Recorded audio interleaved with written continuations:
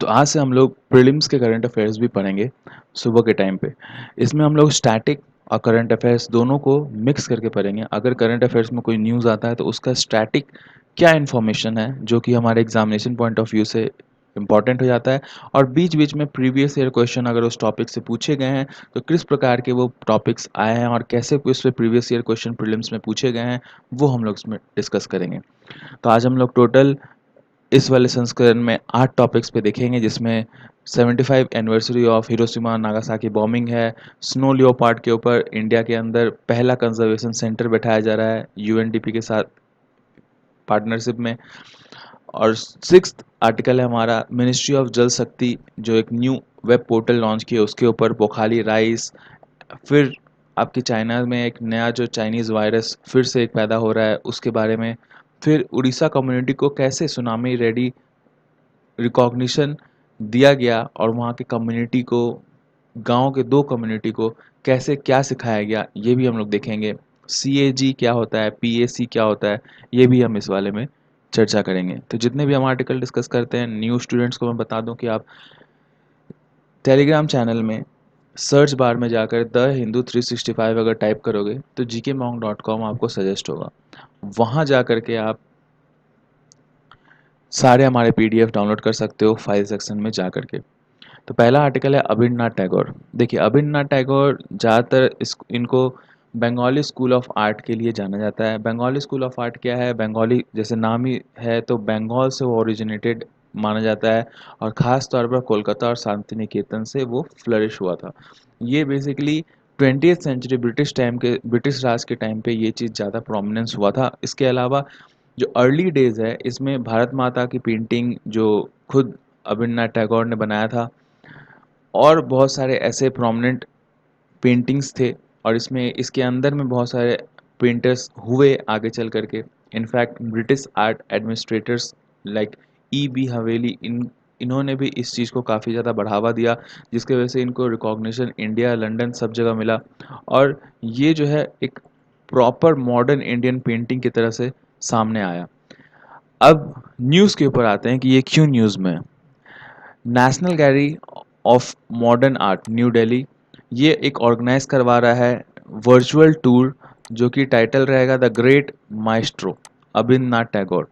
ये क्यों हो रहा है, क्योंकि इनका 150 बर्थ एनिवर्सरी आने वाला है, एक्चुअली हो चुका 7 अगस्त 2020 को। तो इस वजह से इन्होंने national gallery of modern art ने ये चीज़ ऑर्गेनाइज करवाया था। अब अभिनवनाथ टैगोर के बारे में थोड़ा सा देख लेते हैं। ये एक prominent artist of Bengal school of art थे। इनका मेजर सपोर्टर जो ये हुआ करते थे वो स्वदेशी values of Indian art. In fact ये चाइनीज़ और जापानीज़ कैलीग्राफी को भी इंडियन ट्रेडिशन में मर्ज करने की कोशिश किए थे, ताकि उनका ये इंटेंशन था ताकि एक एशियन कंसेंसस क्रिएट कर सके और एक पैन एशिया आर्टिस्टिक ट्रेडिशन जो है उसको बढ़ावा मिले, ताकि एक common element of eastern artistic and spiritual culture पैदा हो सके, और पूरा एक जो एशिया है उसके अंदर कुछ एक ऐसा पेंटिंग हो जिसके अंदर एक हम लोग का अंदर सिमिलैरिटी दिख सके। देखिए शुरू में ये Indian school of oriental art से स्टार्ट किए थे, बाद में इसको बंगाली स्कूल ऑफ आर्ट कहा जाने लग गया। वे वैसे इनका जो मुख्यतः कंट्रीब्यूशन ये था कि ये modernising of Mughal and Rajputana painting के लिए जाने जाते थे। पहले जो इंडिया के अंदर पहले से ऐसे पेंटिंग थे उसको कैसे मॉडर्नाइज करके आए। फेमस पेंटिंग्स इनके हैं my mother, Pheri land illustration, etc. ये एक प्रोमिनेंट और वेल अकम्पलिश्ड राइटर भी हुआ करते थे। बच्चों की स्कूल की लिटरेचर्स के लिए बहुत सारे इन्होंने कहानियाँ लिखी, जैसे राज कहानी, खैर पुतुल। बंगाली लिटरेचर में भी लिखते थे, इंग्लिश में भी लिखते थे। For example Gitanjali in English, Arabian night series जो था उनका एक नोटेबल वर्क था। तो ये थे हमारे अविनाश टैगोर। नेक्स्ट आर्टिकल के ऊपर आते हैं, computer and auditor general of India CAG. जैसे कि आपको पता है कि जो जम्मू कश्मीर के जो लेफ्टिनेंट गवर्नर थे जीसी मुर्मू, उनका अब ट्रांसफ़र मतलब वहाँ से उन्होंने रिज़ाइन कर दिया और वहाँ से अब हट करके अब वो कैग बनेंगे हमारे इंडिया में। तो कैग का क्या काम होता है? कॉन्स्टिट्यूशनल बॉडी है, चैप्टर 5 पार्ट 5 में आप इसके बारे में पढ़ेंगे। आर्टिकल 148 से 151 में इसका बखान है, बीच में इसका जिक्र है हमारे इंडियन कॉन्स्टिट्यूशन में। ये हेड होते हैं Indian audit and accounts department के अंदर में, जो कैग होते हैं वो। और ये इनको वैसे अगर ऐसे कहा जाता है फ्रेजेस में, ये गार्डियन ऑफ इंडियन पर्स हैं, जो कि कंट्रोल करते हैं इंडियन फाइनेंस सिस्टम को किसी भी कंट्री के अंदर, बोथ सेंटर एंड स्टेट के लिए।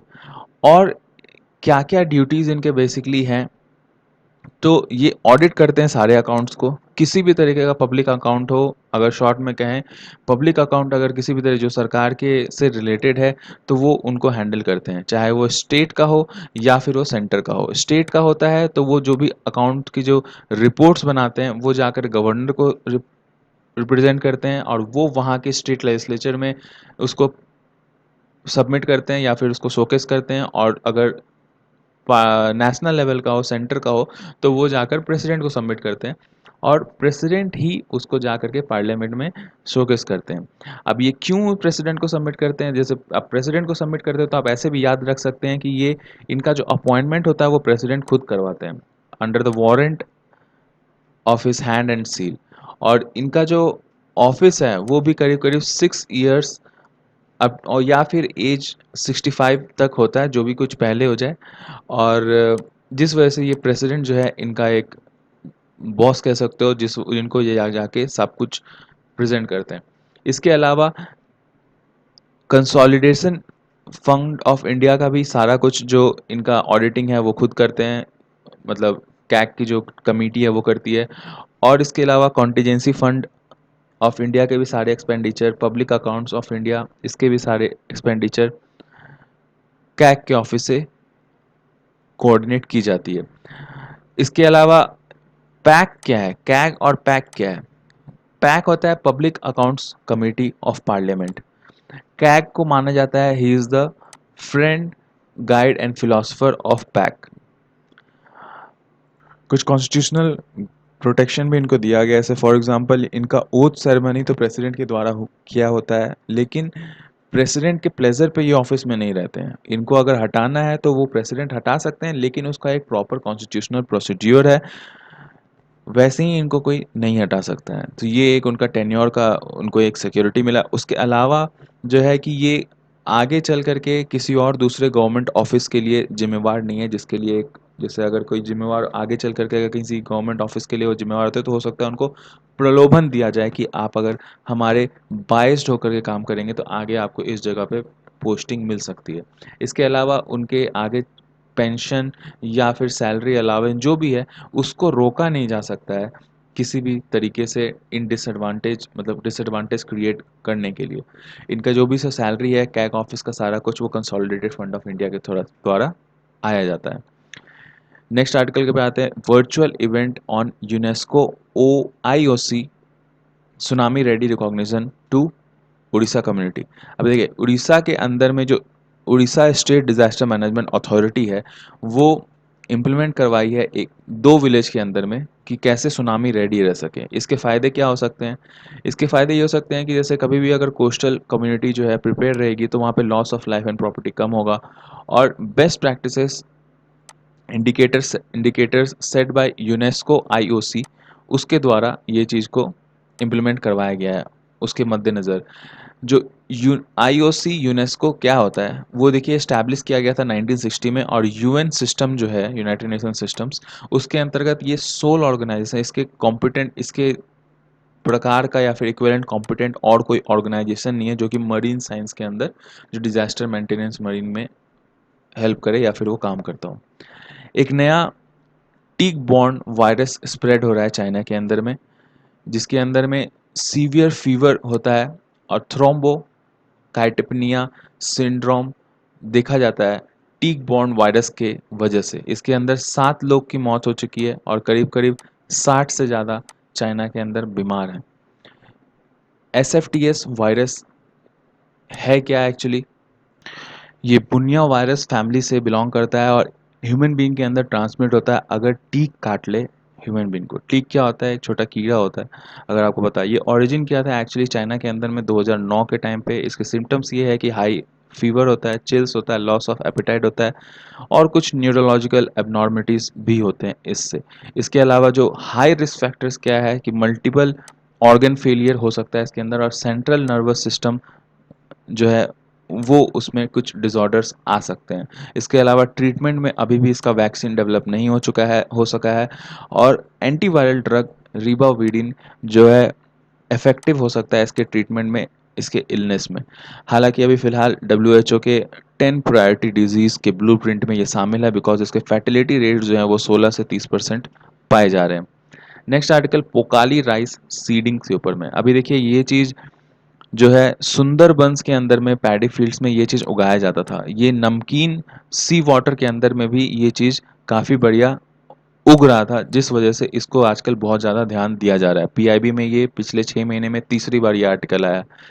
तो आप समझ सकते हो इसका कितना ज़्यादा इम्पोर्टेंस है बिकॉज़ इसके संदर्भ में पोकाली जो राइस है, इसके संदर्भ में यूनिक वैरायटी ऑफ राइस है ये और ये सैल्ट वाटर रेजिस्टेंस भी नहीं है। जैसे पहले क्या होता था कि सैल्ट वाटर के अंदर में आप नहीं उगा सकते हो किसी भी राइस प्लांट को ऐसा, तो लेकिन ये जंगली एक वाइल्ड ग्रास की तरह वहाँ उगना शुरू हुआ और अगर ये सैल्ट वाटर में है तो देखिए कि बहुत सारे केरला में भी हमारे क्रीक्स हैं और बहुत सारे ऐसे रीजन्स हैं जहाँ पे सी वाटर जो है वो कभी-कभी ज़्यादा होके सामने वाले ग्राउंड में जो थोड़ा-सा कम गड्ढा वाला रीजन है वहाँ पे आकर रह जाता है और वो वहाँ पे बहुत दिन तक वहाँ पे टिका रह जाता है। तो वहाँ पे एक वेटलैंड सा बन जाता है जिसको हम राइस कल्टीवेशन के लिए आगे यूज़ कर सकते हैं। तो उसी तरीके से इसको पोकाली को आजकल केरला के इरनाकुलम डिस्ट्रिक्ट में यूज़ किया जा रहा है। थिरासूर और भी बहुत सारे अलापुज़ा डिस्ट्रिक्ट ये सब जो है वहाँ पे कल्टीवेशन इसका किया जा रहा है। इसको जीआई टैग भी मिला है, जैसे ब्रांड पोकाली जो है उसको जीआई टैग मिला है फ्रॉम जो कि रजिस्टर्ड हुआ है ऑफिस के अंदर, आपका चेन्नई के ऑफिस के अंदर। अब जो लेटेस्ट इसका डेवलपमेंट ये है कि केरला एग्रीकल्चर यूनिवर्सिटी है, इसको और भी इसके वैराइटीज़ जो है पोकाली के उसके ऊपर रिसर्च कर रही है। क्योंकि इसके और भी बहुत सारे हेल्थ बेनिफिट्स हैं जो खास करके डायबिटीज़ के जो पेशेंट्स हैं वो इसको काफ़ी ज़्यादा इसका सेवन कर सकते हैं बिकॉज़ ये low in carbohydrates and high in protein and fibres माना जाता है। अभी देखिए जीआई टैग के ऊपर में प्रीवियस ईयर क्वेश्चन आ रखा है यूपीएससी 2015 के अंदर में। वो ये पूछा गया था which of the following has been recorded at the geographical indication status. तो बनारस साड़ी या फिर राजस्थानी दाल बाटी चूरमा या फिर तिरुपति लड्डू। तो इसका आंसर देखिए सी है इसका 1 एंड 3 ओनली। राजस्थानी दाल बाटी चूरमा कोई जीआई टैग नहीं मिला है, राजस्थानी साड़ी को मिला है और लड्डू को मिला है। नेक्स्ट आर्टिकल हमारा मिनिस्ट्री ऑफ जल शक्ति launches new version of Indian water resource information system. अभी देखिए ये इंडिया विडिस जो है एक वेब पोर्टल है जिसके थ्रू हम लोग को ये पता चलेगा कि वाटर बॉडीज़ के लेवल कितना है, ग्राउंड वाटर लेवल कितना है, water levels along discharge of river कितना है फिलहाल डैम के थ्रू। इसके अलावा जो अंडरग्राउंड वाटर के लिए अभी क्या लेवल चल रहा है किसी भी एरिया के अंदर, रिजर्वायर्स में कितना स्टोरेज है और कितना जो है आजकल फ़िलहाल इवापोरेशन और ट्रांसपिरेशन हो रहा है। तो कंप्लीट एक जो पूरे एरिया में आपका क्या वाटर कंटेंट है, हवा, पानी या फिर ज़मीन के अंदर में, वो सब कुछ इस वाले पोर्टल से पता चलेगा। इसका क्या फ़ायदा होगा, अभी देखिए अगर रिजर्वायर में कितना पानी है ये पता होने से जो गवर्नमेंट है वो उस हिसाब से पानी का कंजम्पशन में रोक टोक कर सकती है और सप्लाई भी जो है वो थोड़ा-सा अपने आप में एक अच्छे तरीके से मतलब प्लान्ड वे में वो सप्लाई कर सकती है सिटी एरिया के अंदर में। इसके अलावा जो अगर ग्राउंड वाटर का भी मेंटेनेंस उतना बढ़िया नहीं है तो सरकार रोक सकती है जो डीप बोरिंग जो हुआ करता है फ्लैट्स के कंस्ट्रक्शन के दौरान, तो उस चीज़ के ऊपर रोकथाम लगा सकती है ताकि एक मिनिमम लेवल के नीचे वो चीज़ ना जा सके। इसके और भी बहुत सारे फ़ायदे हो सकते हैं। रिज़र्वॉयर में अगर पानी का आपको लेवल प्रॉपर तरीके से पता चलते रहा तो आम जनता का इवैक्यूएशन करवा सकते हो कि फ्लड आते टाइम में उनकी ज़्यादा जान-माल की हानि ना हो। तो ये सब इसके जो है वो फ़ायदे हैं। सेंट्रल गव सेक्टर जो है वो सेंट्रल सेक्टर द्वारा ये इम्प्लीमेंटेड स्कीम है department of water resources river development Ganga rejuvenation के तहत, जो कि सपोर्ट किया गया है किससे? वर्ल्ड बैंक से। नेक्स्ट आर्टिकल की बात है उत्तराखंड में पहला स्नो लियोपार्ड कंजर्वेशन सेंटर बैठाने की बात चल रही है। इसके अंतर्गत United States U programme development programme जो है यूएनडीपी उससे पार्टनरशिप में उत्तराखंड फॉरेस्ट डिपार्टमेंट जो है वो इसको स्टैब्लिश करने की सोच रहा है। इसका एम यही है, जैसे कि हम सबको नाम से ही पता चल रहा है, कि कंजर्व किया जाए और रिस्टोर किया जाए हिमालयन इकोसिस्टम को, जिसका सबसे एक मुख्यतः भाग है हमारा स्नो लियोपार्ड। बीच में ये दिखना बंद हो गए थे हिमालय के अंदर में, लेकिन अब जो है वो थोड़ा धीरे धीरे ये चीज़ फिर से बढ़ना शुरू हो गया है। कहाँ कहाँ पाया जाता है, तो ज़्यादातर जो है वो हिमालय के दोनों साइड जो हिल हैं उसमें वे पाए जाते हैं, और साउदर्न एशिया और रीजन ऑफ सेंट्रल एशिया में काफ़ी ज़्यादा पाया जाता है। For example Afghanistan, Bhutan, China, Pakistan, Nepal, Mongolia, Tajikistan, Russia and Uzbekistan. India के जम्मू कश्मीर, हिमाचल प्रदेश और उत्तराखंड के अंदर मुख्यतः पाया जाता है। सिक्किम और अरुणाचल प्रदेश में भी देखे गया है ये चीज़। ये वनरेबल है आईयूसीएन स्टेटस के अंदर में, और साइट्स में अपेंडिक्स 1 के अंदर में ये चीज़ आता है। इसके अलावा state animal of Himachal Pradesh भी स्नो लियोपार्ड है। अब ये लास्ट हमारा आर्टिकल ये है कि 75th एनिवर्सरी हो चुका है हिरोशिमा नागासाकी एटॉमिक बॉम्ब के अंदर। 6 अगस्त को 75 ईयर्स हो चुका है। हमने द हिंदू एडिटोरियल्स में भी इसके ऊपर 2 आर्टिकल्स डिस्कस करा है कि इसके इम्प्लीकेशंस क्या हो गए, और उसके बाद अभी भी जो है न्यूक्लियर कितने कंट्रीज़ जो है न्यूक्लियर बॉम्ब्स को मेंटेन कर रहा है, और उसके अलावा बहुत कंट्रीज़ अभी नया-नया फाउंड भी कर रहा है। जैसे फॉर एग्ज़ाम्पल अभी नॉर्थ कोरिया कुछ दिन पहले किया, अभी फ़िलहाल ईरान में उसके ऊपर शोध चल रहा है। तो क्या हुआ था अगस्त 6 के अंदर? देखिए, चाइना जो है वो रुक नहीं रहा था, वर्ल्ड वॉर 2 को रोक नहीं रहा था, और उसके अलावा भी और उसके जो फ्यूचर प्लान्स थे वो ये थे कि आगे चल कर के वो ईस्ट इंडीज़ के जो पेट्रोलियम जो रीजन्स है उसके ऊपर कब्जा करना चाहता था, और भी उसके कुछ कुछ एम्बिशंस थे इंडो चाइना वॉर से रिलेटेड। तो उसके वजह से यूएसए के उस टाइम के जो प्रेसिडेंट थे, हैरी, तो उनका ये आदेश था कि आप जा कर के इस चीज़ को, एटॉमिक बॉम्ब को आप वहाँ गिरा दीजिए। और उसके बाद 2 बॉम्ब्स, पहला जो हिरोशिमा के ऊपर में गिरा उसको लिटिल बॉय कहते थे, और जो नागासाकी के गिरा उसको फैट बॉय कहा गया था।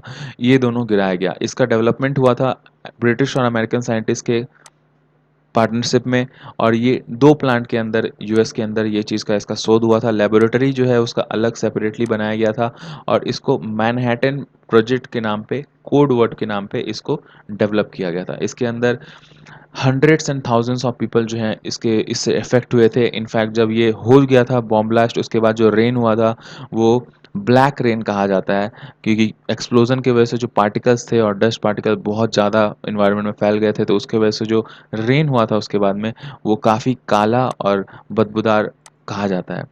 तो आज के लिए इतना ही था फ्रेंड्स। अब इसको पीडीएफ को डाउनलोड कर सकते हो, और मिलते हैं अभी थोड़ी देर में एडिटोरियल्स के साथ, the Hindu editorials. Have a nice day.